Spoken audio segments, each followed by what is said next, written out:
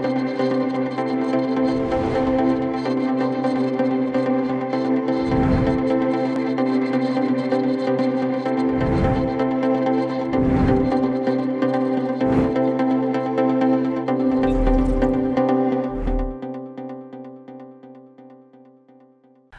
to EyE on You. The year 2021 marks the 100th anniversary of the founding of CPC and the starting point of the 14th Five-Year Plan for Development. It aims to build a modern socialist China as well as comprehensively deepening reform, advancing the rule of law and guiding the country to a new journey. I believe we have the responsibility to tell the true story of China to the world and let the world know better about China. This is exactly why we have this program. EyE on You, EyE on China. Over the years, CPC has achieved great success economically and socially. We can see that China has scored complete victories at fighting against absolute poverty. On the other hand, if we look at Shanghai, in comparison to New York, we can surprisingly find that the life expectancy in Shanghai is 83 years old, while that in New York is 79 years old. Then, if we look at the infant mortality rate in Shanghai, it is a lot lower than that of New York. Public security in Shanghai is 10 times better than that of New York. And interestingly, the median of household wealth in Shanghai is higher than that of New York. We can see that China, led by the CPC, has greatly improved people's life. Yes, Edward. Today is our great honor to invite Mr. Lai Tung-kwok, the former Secretary for Security and members of CPPCC, who is very experienced in government governance and China affairs. Hello, welcome Mr. Lai. My pleasure to come. Hello, Mr. Lai. As you have joined the government since 1973 and you have witnessed the changes of public administration before and after the handover, can you share with us what you see in the changes in governance in Hong Kong? Well, under the Basic Law, Hong Kong, the system of Hong Kong remained unchanged for a period of 50 years up to 2047. So from this perspective, the structure of the Hong Kong SAR government will remain unchanged. But you see, there are new developments day and day. So the government itself has to change, to make changes to suit the current circumstances. So in this connection, there should be quite a lot of changes that has to be introduced. If we look back, starting from 1997, we witnessed quite a lot of crises. Take health problems as an example. Very soon after the reunification, we have witnessed the bird flu, right?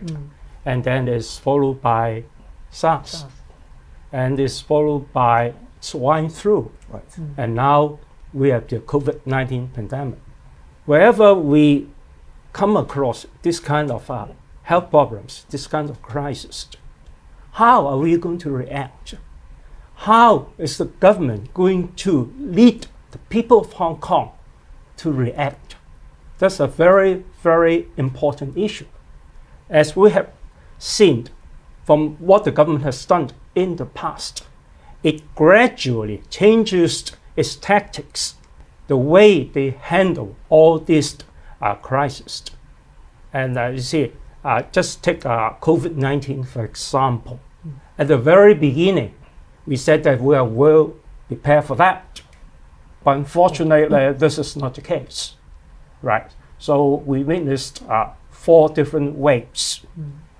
Up to now, the 4th wave lasts for more than 6 to 7 months. But the threat is still here.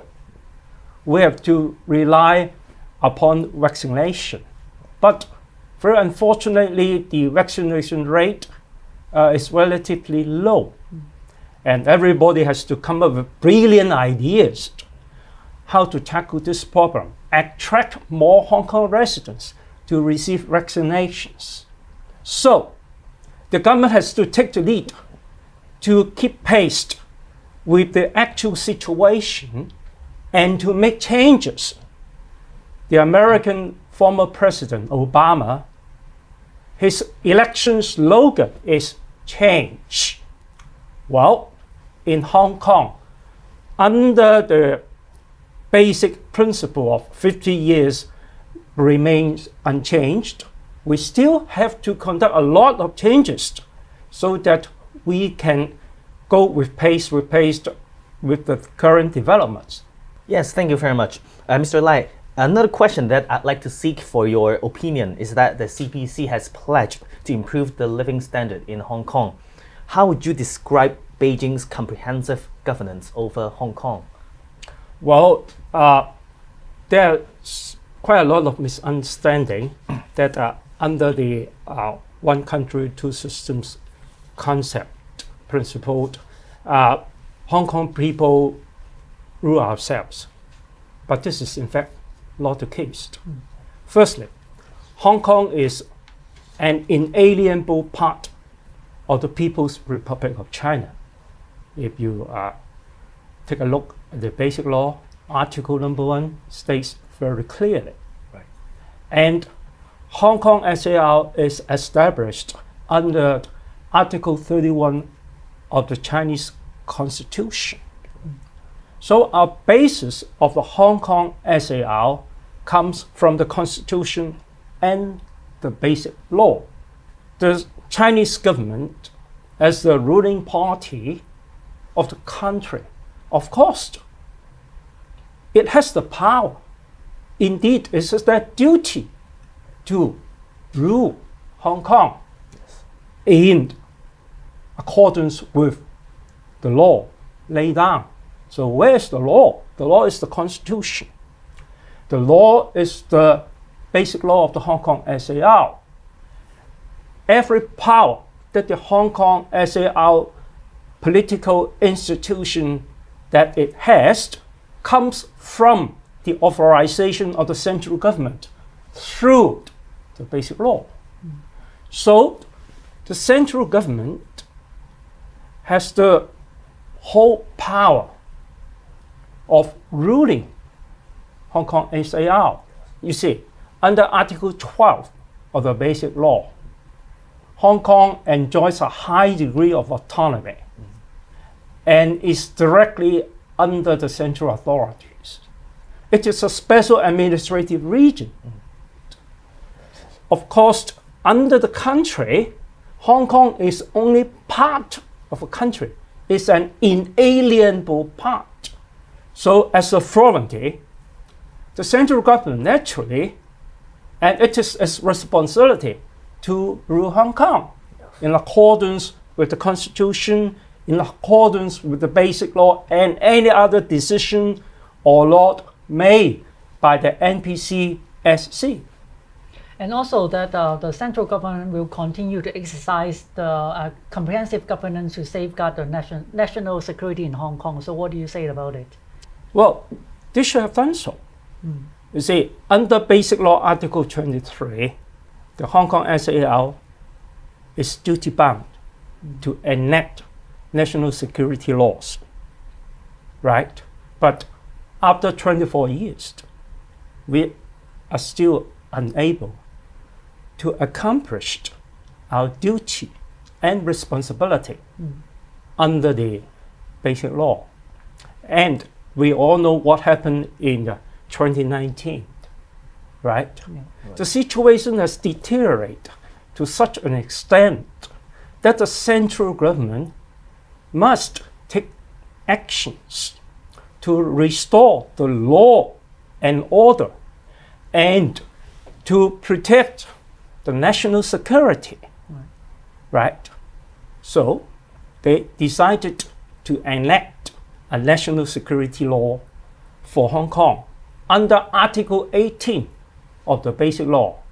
And then it added to the Annex 3 of the Basic Law, and it is promulgated by the Hong Kong SAR government to become a piece of law that is applicable in Hong Kong. Yeah, I think it's more effective than the way how we are going to enact for the Article 23. Of course, it's much more effective.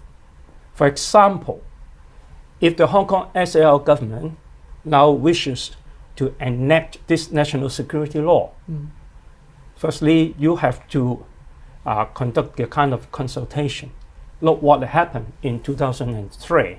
Yeah. Right? After 2019 riot, do you think that Hong Kong can withstand this kind of Hong Kong-style consultation? Would it bring about disturbances? I think the answer is extremely clear. Yeah. Right. So, in this case, the central government decided to enact the piece of law through the NPC decision as well as the NPC-SC legislation process. There's much straight and simple way to achieve the desired result. Secondly, the national security law enacted by the NPC-SC has a higher standing than local legislated laws, right? So in case of conflict, the national security law will prevail. And it can show the force of the law. Of course, at the end of the day, it's the court who decide on cases and make a decision whether the defendant is guilty or not guilty. The common law system in Hong Kong still operates as what is laid down in the national security law. There's nothing to fear about. Yeah. So if we change the topics from the national security to the constitutional order in Hong Kong, like a few years ago, we have all the discussions among in LegCo or among the public that whether in Hong Kong we have separation of power or whether it's an executive-led government. So of course, from recently there is a court case in Court of Appeal that they confirm that apart from the division of responsibility among different branches of political structure, the basic law envisages an executive-led system in Hong Kong. So as we all know that patriots are going to rule Hong Kong. Yeah. So how patriotism can secure the smooth running of the executive-led government in Hong Kong? Well, first of all, I think all civil servants, they should be abide by the law of Hong Kong. They should devote themselves fully to their duties to serve the people of Hong Kong. For the chief executive and his bureau secretaries, they are responsible for making policy decisions. These policy decisions have to be carried out by other civil servants. They should act as a party, and they should devote themselves fully, on the one hand, to implement all the policies. And on the other hand, they have to, in consultation with LegCo members, district court, district councils, and hear the views of the people. After all, whatever policy the government has been adopted or is going to adopt should focus on the well-being of the people of Hong Kong. You see, look at the central authorities. They have a slogan, serve the people. We serve the people. Right. The Hong Kong SAR government have to serve the people of Hong Kong to maintain the prosperity of Hong Kong as well as its stability, to make contributions to the country for its modernization and further development. So, in a nutshell, if every stakeholder within the government take the lead and work together for the well-being of the people of Hong Kong, it fulfills all the requirements. We are all patriotic.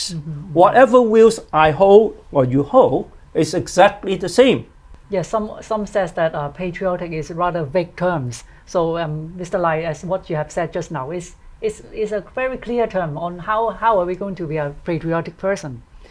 Well, if you don't like it, you say that this is a vague concept, whatever, right? But in reality, every Hong Kong resident living in Hong Kong what they are hoping for, they are longing for, a stable life, right? Our daily lives will go on as usual. That's what we want. Everybody should work towards this target.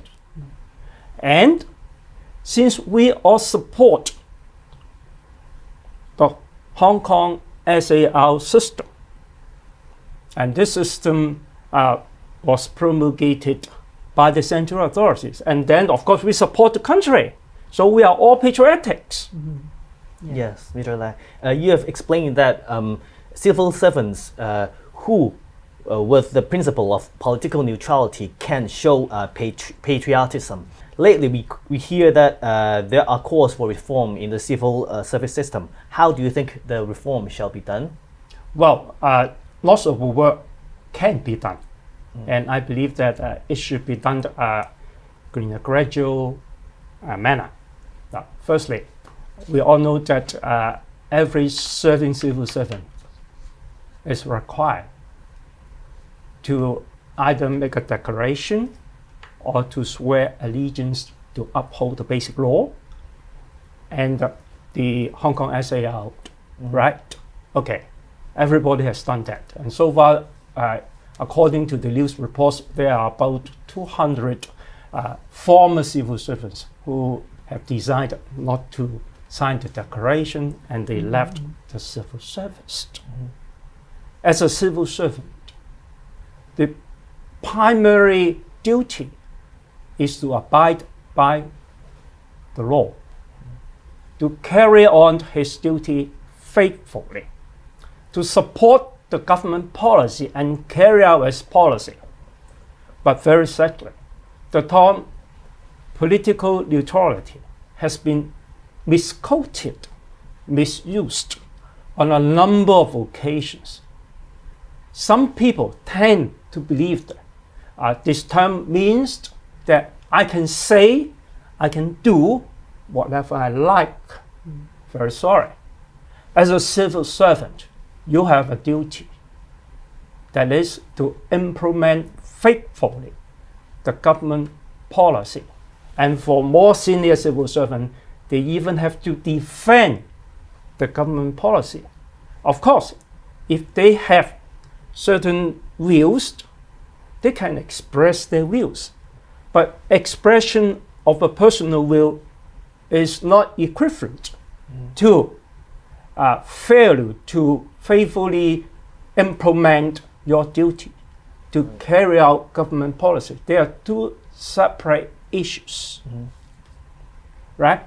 So, as a first step, everybody has to sign a declaration, or some even have to swear allegiance. This is only the first. As the second, the government should provide more trainings to all civil servants so that they can understand much better what they are required to do about their performance, etc.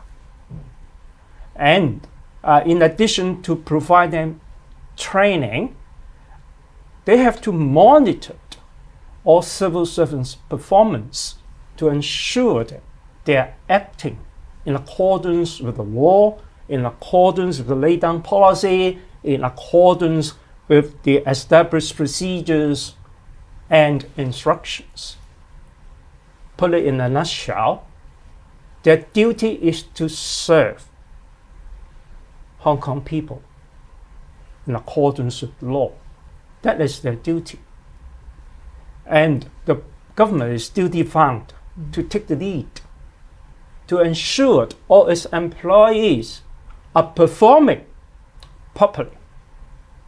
That is not an easy task, but this is a task that the government should never fail. Right. There's another question that I'd like to seek for your opinion. For some local groups that advocate hatred against the CCP, what do you think? It's totally wrong. It's really wrong. Why do they advocate this kind of idea? Perhaps some of them has been misled, so we have to do quite a lot to clarify the situation. right? And it is not an easy job, frankly. No one can say that he can persuade everybody to accept his will. But truth always comes if you have courage enough to come up and deliver the correct message. If more and more people come up to deliver these messages, people will gradually understand. Look at the Chinese Communist Party. They have ruled the country for 100 years, a century. Well, let us compare what the situation was when the party was formed and now 100 years later. Back 100 years, there are so many very, very poor Chinese living in the country.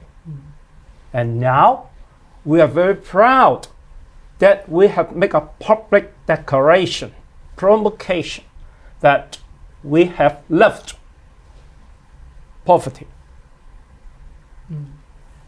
Back 40 years, under the leadership of the Communist Party, the country embarked on a very rough road of modernization. Up to now, China is the world's largest manufacturing factory. We have the largest population of middle class. People's livelihood has totally been changed completely. We have the longest highways. We have the longest high-speed railways, the largest number of bridges. We are one of the leading countries that widely use hydropower, that widely use nuclear power. All this improved the livelihood of our people. What a magnificent achievement that the Communist Party has got for the past century. Yes. Well, this is something true. I think we all should make use of all the chances available to tell our friends, our relatives, and all other people in the rest of the world. Look at China. Look what really has happened here. If you make this for yourself, it's much better than you read a certain report from a newspaper. Thank you, Mr. Lai. Mr. Lai, just now you have mentioned about the centenary. In mainland China, there are a series of centennial celebrations and they are overwhelming. However, in Hong Kong, how would you recommend the Hong Kong government do to promote the centenary, and what kind of message shall be promoted? I think all government departments, bureaus, should make use of every possible chance to link the centenary promotion with their daily work. That's important. And of course, because the pandemic is here, we cannot make some large-scale gatherings, performance, and all that.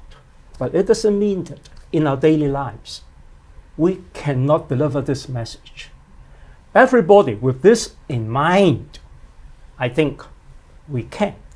Because you see, our livelihood is closely related with our motherland. Take, for example, half of the electricity we consumed comes from Taipei, the nuclear plant. The water we drink comes from Dongjiang. The daily necessities, the vegetables, the fresh meat, all come from the mainland. There are a vast majority of materials, stuff that we use, we consume every day, come from the mainland. Even our stock market, the majority of the companies listed in Hong Kong are what we call the red chips, right? In fact, Hong Kong, as part of the country, we heavily relied upon the support of the country. Our lives are so closely related with our brothers and sisters in the mainland that it is not possible to artificially separate the two. It's a pity that the pandemic is not yet over. So the flow of people has been curtailed to a very large extent. Right. But it could not bar us from sharing ideas, from contacting each other through all possible means. We are so closely related with our motherland that, in fact, we are very lucky. You see, back in Hong Kong, we have such a vast motherland that can help us in case of need. So there's every reason for us to hold a positive view on that. So speaking of the centenary and patriotism, what is the relationship between loving Hong Kong and upholding the leadership of the Communist Party in Hong Kong? I think it's only essential parts of an equation. Mm-hmm. We live in Hong Kong. Do we love this city? I think the obvious answer is certainly yes. Otherwise, those who don't love the city will have left the city, right? For those who are here, we love the city. Mm-hmm. Okay, the second question is, what is the status of the city? It's a special administrative region. And the administrative region is directly comes under the central government. Mm. Okay, let's look at the central government. What is the position of the Communist Party in the political structure of the People's Republic of China? Well, let's look at the Constitution of China. Article 1 states very clearly, leadership by the Communist Party of China is the defining feature of socialism with Chinese characteristics. In other words, the Chinese Communist Party leads the country's government, right? And Hong Kong SL is coming directly under the central authorities. So it is part of a body. Hong Kong is part of this body, and it is an essential element of this equation. You can't just separate Hong Kong from other parts of China. Yeah. So, Mr. Lai, I see that you always refer to our constitution in PRC, and also the basic law, and also the national security law, and also what is in the national security law is that it says that the government has a responsibility to educate our people on how the law should be enacted and what is the effect of it. So, what do you say about the promotion and the education value of these laws in Hong Kong?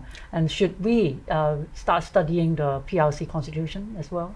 Well, the central authorities has repeatedly reminded Hong Kong officials that they should have a very thorough understanding of the constitution, of the basic law, because these two important pieces of law are the backbone of the whole thing. In fact, the Constitution itself is not very difficult to understand. It's written in very simple Chinese language. Unless you say that I don't understand, I can't read Chinese characters. Otherwise, you can understand easily what's laid down in the Constitution, what's laid down in the basic law.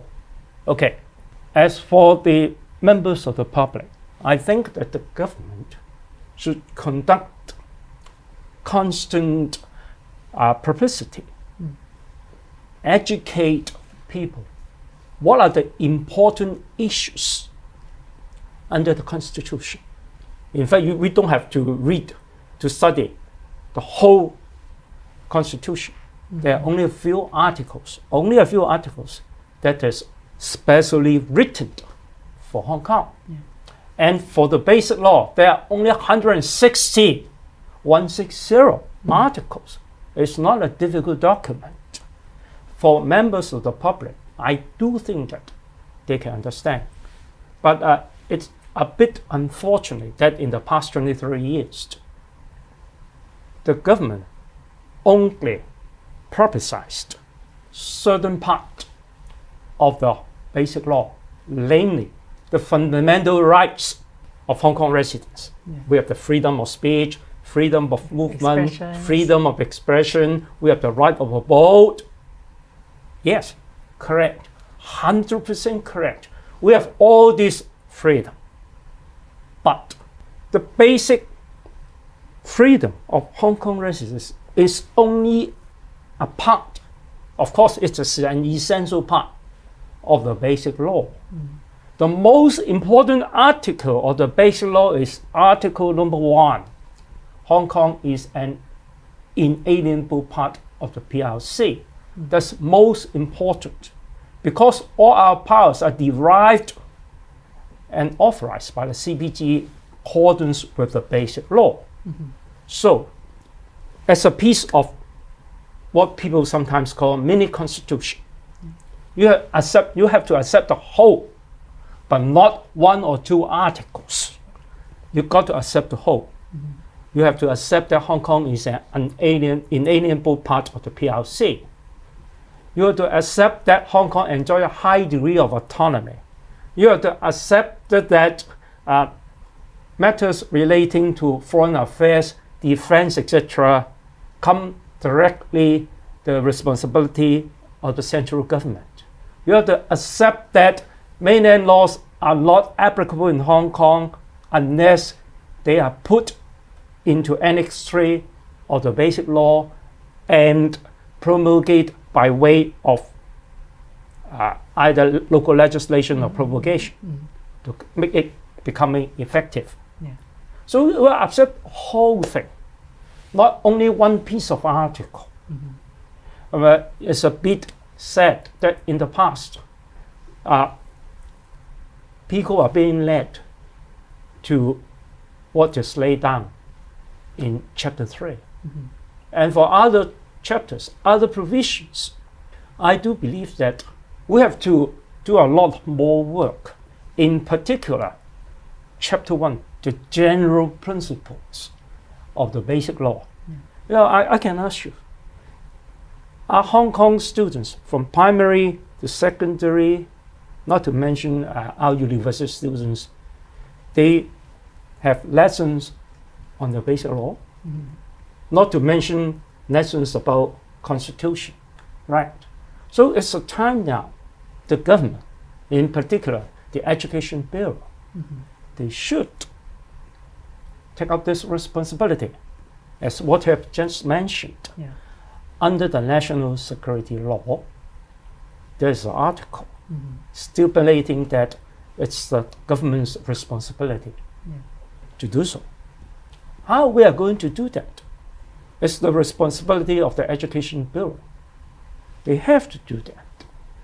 In particular, you see, under the existing arrangements, many Hong Kong schools operating full power of autonomy. What they call the school-based policy, right? I think certain modifications should be brought in. At the Education Bureau and the Education Department, they have a responsibility to ensure that schools are giving lessons are teaching students what is required. That is, what the basic law says, what the constitutional law says relating to Hong Kong. They have to do that.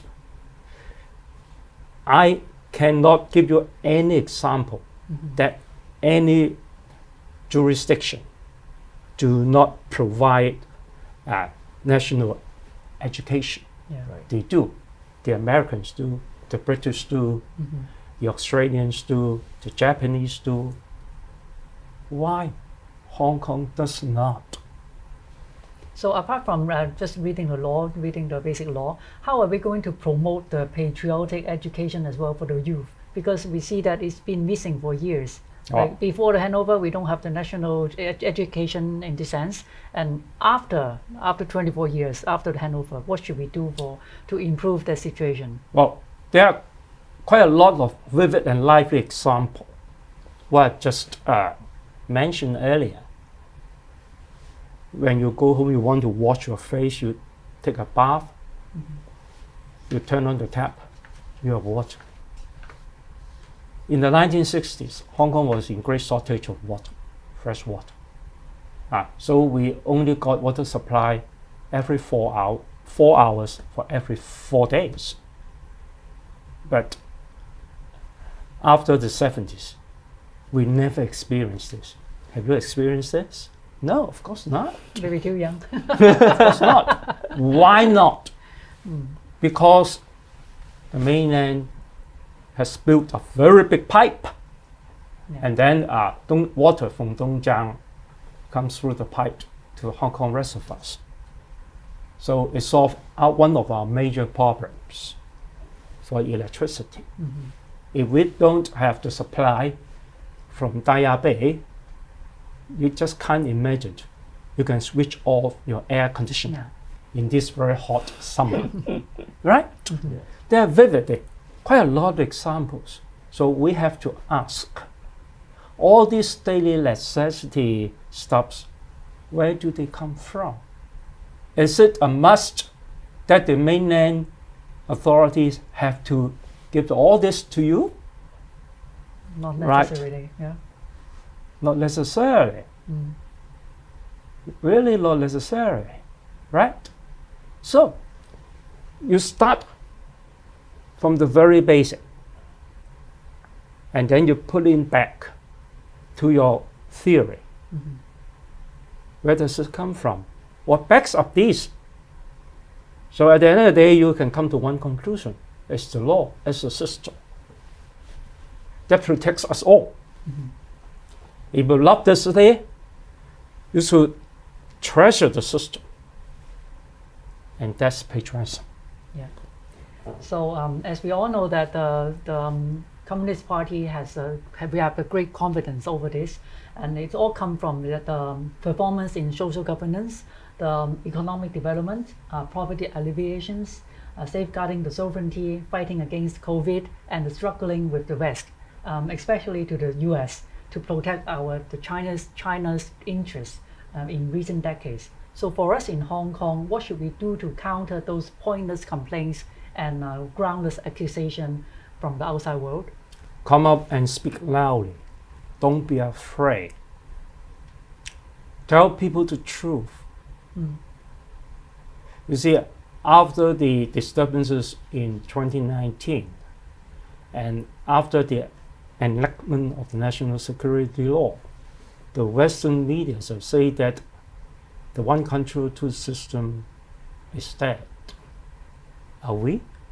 We all in Hong Kong here can witness that it is still a very much lively and vivid system. Life is as usual. Tell our friends overseas. Let them see for themselves. After pandemic, we open wide our door. We invite all those who wish to come here to witness themselves, to see what really Hong Kong is. That's important. I have had an experience of talking to a Western reporter, And after having been asked quite a lot of questions, at the end, he told me that, Mr. Lai, I was in Hong Kong in summer 2019, and I witnessed what really happened there. Well, let people see what's really the picture. That's important. Come up, tell your friends, don't be afraid. Telling them the truth, there's nothing to afraid about. You do it. Everybody does it. And then we can spread the message loudly, strongly, and confidently. We should all do that. Yes, we should all do that. Yeah. Under the great leadership of our motherland. Sure. Okay, so thank you, Mr. Lai, Welcome. for coming for interview today. Thank you and very spending us sharing us very good opinion on the leadership, or how do we uphold the leadership of the CPC and the relationship with Hong Kong. So thank you again. Welcome. It was very inspiring. Thank you. Thank you.